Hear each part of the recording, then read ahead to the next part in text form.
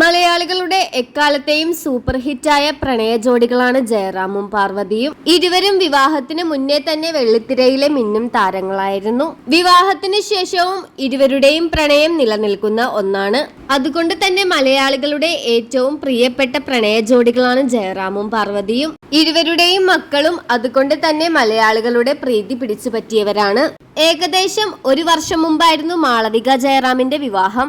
വിവാഹത്തിന് വേണ്ടിയുള്ള എല്ലാ പരിപാടികളും അതിഗംഭീരമായിട്ടാണ് ഇരുവരുടെയും വീട്ടുകാർ നടത്തിയത്. അതിന് തൊട്ടു മുമ്പായിട്ട് കാളിദാസ് ജയറാമിന്റെ എൻഗേജ്മെന്റും ഉണ്ടായിരുന്നു.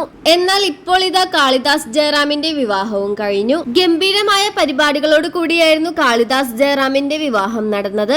ഇപ്പോഴിതാ കാളിദാസ് ജയറാമിന്റെ വിവാഹത്തിൽ പങ്കെടുത്ത മാളവിക ജയറാമിന്റെ ഒരു ഫോട്ടോയാണ് സോഷ്യൽ മീഡിയയിൽ വൈറലായി മാറുന്നത്. മാളവികയും ഭർത്താവും കൂടി നിൽക്കുന്ന ഒരു ചിത്രമാണ് സോഷ്യൽ മീഡിയയിൽ ചർച്ചാ വിഷയമായത്. മാളവികയുടെ ആ ഒരു ചിത്രം പുറത്തു വന്നതോടുകൂടി എല്ലാ ആരാധകരും പറയുന്നത് മാളവിക ഗർഭിണിയാണെന്നാണ്.